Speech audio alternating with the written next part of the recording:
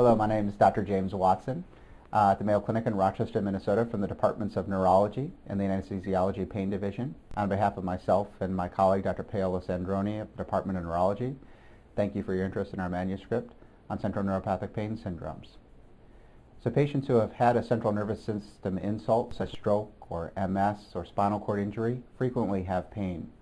Most of the time this pain is not related to central neuropathic pain, and instead it's musculoskeletal related to impaired mobility of the affected limb or alternatively overuse of the non-affected limbs.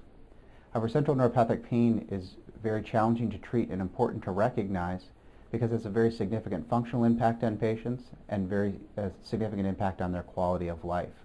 It's important when we're looking at patients then who present after a central nervous system insult and who have neurologic impairment with pain, where that pain is coming from.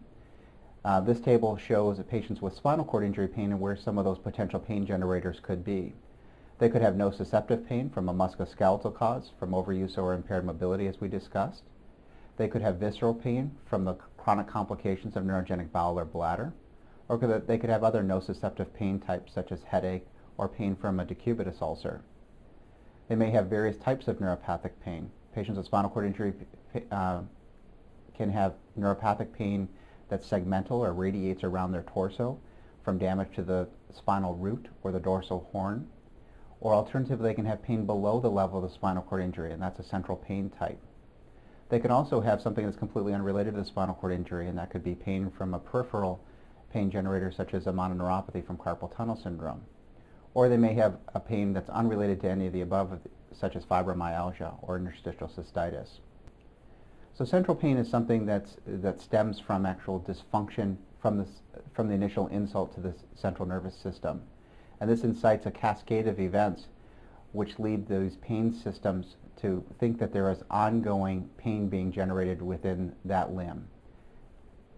Importantly, as we try to differentiate types of pain, it's sometimes very challenging to differentiate peripheral from central neuropathic pain or even musculoskeletal causes because the descriptors that we think of don't discriminate very well, such as burning or prickling or tingling. When you think about central neuropathic pain syndromes, it's important to recognize, while intuitive, it must occur in a limb that was neurologically affected. In addition to this, there's near obligate dysfunction of the spinothalamic tract pathways, and so there should be demonstrable deficits of either pinprick or temperature sensation in the area where that pain is. If you don't see that, then it's unlikely that you're dealing with central pain and you should look for another potential etiology. It's also important to recognize that central pain syndromes come on at variable periods after the initial insult. They may occur at the time of the initial injury, but more commonly they occur weeks or months or even years down the road. Central neuropathic pain is very challenging to treat, and our manuscript looks at various different ways of addressing this, either pharmacologically or with interventions such as surgery or even neuromodulation. This table shows us the number of medications as well as the different most common of the central pain types: central post-stroke pain, MS-related pain, or spinal cord injury-related pain.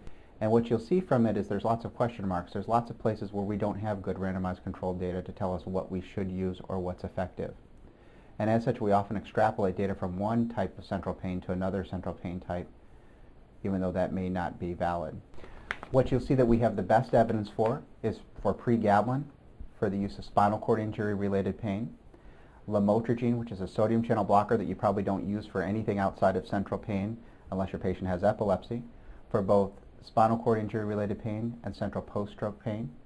Amitriptyline, we have evidence for central post-stroke pain, and duloxetine, we have some evidence for MS-related pain.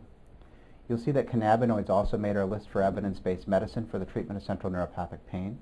And while controversial and still federally illegal and a Schedule I drug on the DEA list, there are more states that do have medicinal cannabinoid laws. And if we put aside the legality as well as the long-term issues and potential societal effects that raise risk about the use of cannabinoids, and we simply look at is there evidence-based medicine for it, there have been studies looking at central pain syndromes with cannabinoids that have shown some positive effects.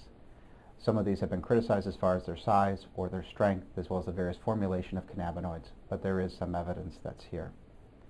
The final table that we're showing here is just a practical dosing and use of the pharmacologic agents that may be effective for central neuropathic pain. All too often when we see patients with central pain syndromes, they failed a number of things, but often as we go through their trials, they've had inadequate dosing trials. And so this is a practical way of looking at where to start a dosage and what dosages you must get to consider it an adequate trial.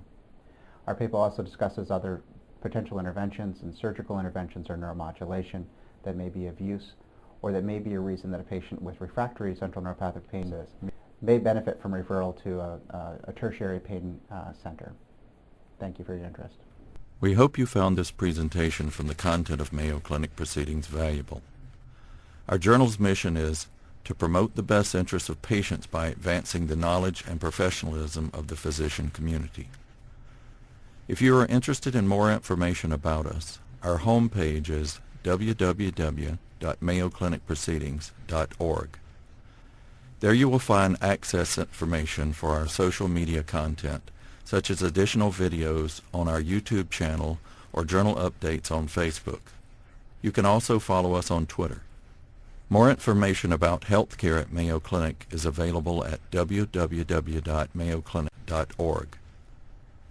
This video content is copyrighted by Mayo Foundation for Medical Education and Research.